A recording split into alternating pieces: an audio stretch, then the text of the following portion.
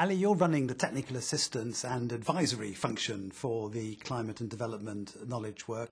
Now, of course, we're not in business to take UK expertise and transfer it to developing countries, but we are providing support to decision makers as they grapple with these problems.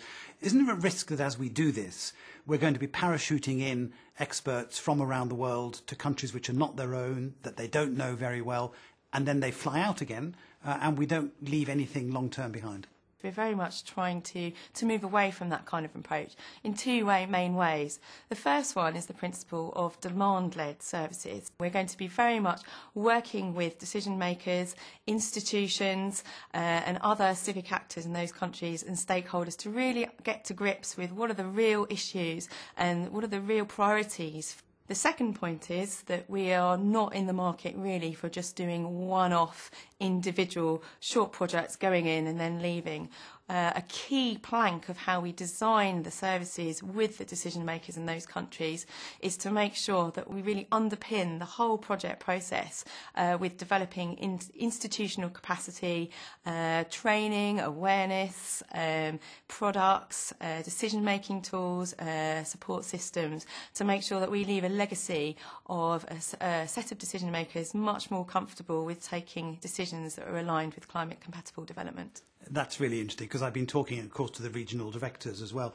And one of the dangers that we all see is that the work that we do and the governments do ends up as a piece of paper on a shelf. And I imagine that you don't think of our climate-compatible development exercise as being about producing a plan.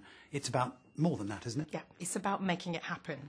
The kind of thought process that we would seek to go through with decision making in those countries is to really go through a reasonably methodical approach, starting off with what's the current vision for growth and development in that country and putting that climate change lens across it.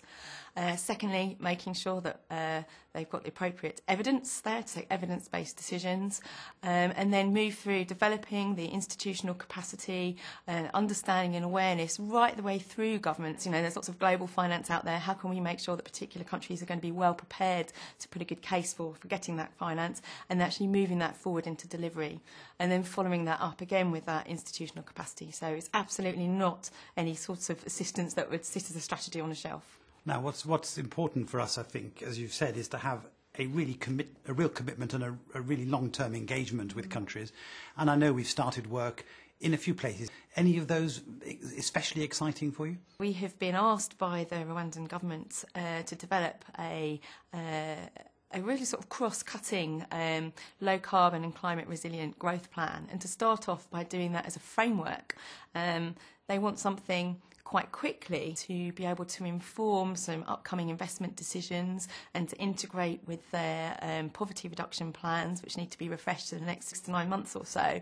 But beyond that, using that as a framework for further stakeholder engagement. Now, jump forward 5 years and look back.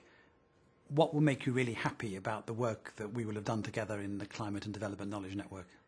I think the main thing for me and for the technical assistance programme over 5 years is that we can look back and say that in the countries that we have engaged with, we have engaged strategically, we have engaged in a way that has built capacity, where we have shared knowledge and learnt and you know, built up that learning network between different countries, and most importantly, where we have feedback from the decision makers that we have been working with, that they have been able to take decisions around climate compatible development with confidence as a result of our interventions.